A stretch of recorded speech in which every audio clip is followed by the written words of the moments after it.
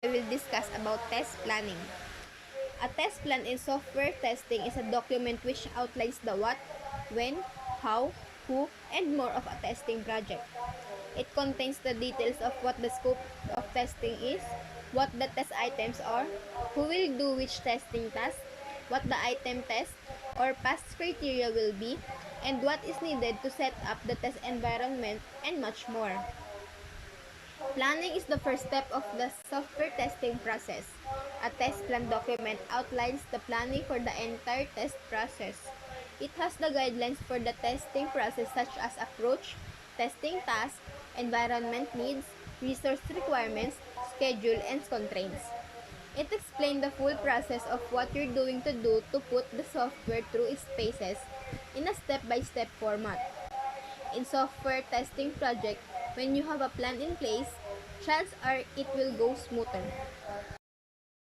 The format and content of a software test plan vary depending on the processes, standards, and test management tool being implemented. Nevertheless, the following format, which is based on IEEE standard for software test documentation, provides a summary of what a test plan should contain. First, we have test plan identifier. Provide a unique identifier for the document.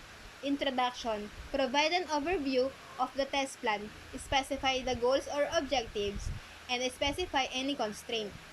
Test items. List the test items of software or products and their version. Features to be tested. List the features of the software or product to be tested. Provide a references to the requirements and or design specification of the features to be tested. Features not to be tested. List the features of the software or product which will not be tested. Specify the reason these features won't be tested. Approach. Mention the overall approach to testing and specify the following testing levels, testing types, and testing methods.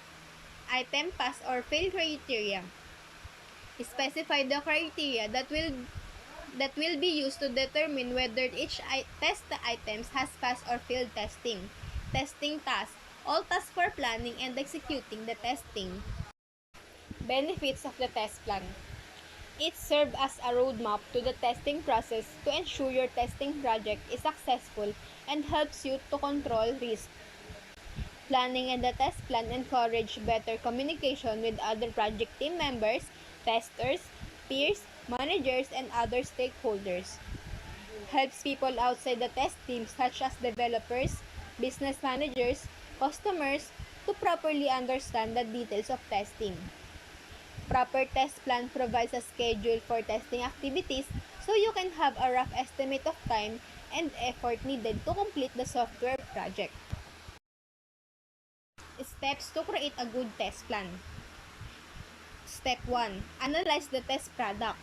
You should research clients and the end users to know their needs and expectations from the application.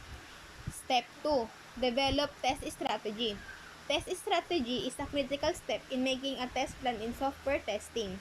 A test strategy document is a high-level document which is usually developed by test manager. This document defines the project's testing objectives and the means to achieve them, and determine testing effort and cost. Step 3. Define objectives. Test objective is the overall goal and achievement of the test execution. The objective of the testing is finding as many software defects as possible to ensure that the software under test is bug-free before it release. Step 4. Resource planning. Resource plan is a detailed summary of all types of resources required to complete project tasks. Resource could be human, equipment, and materials needed to complete a project. Step 5. Develop a schedule. Making schedule is a common term in project management. By creating a solid schedule in the test planning, the test manager can use it as a tool for monitoring the project progress and control the cost overruns. And step 6. Determine test deliverables. Test deliverables is a list of all documents, tools, and other components that has to be developed and maintained in support for the testing effort. There are different test deliverables at every phase of the software development cycle. Test deliverables are provided before testing phase. It is a test plan documents, test cases documents, and test design specification. Deliverables are provided during the testing. Test scripts, simulators, test data, test traceability matrix, and error logs and execution logs. And lastly, the test deliverables are provided after the testing cycle is over.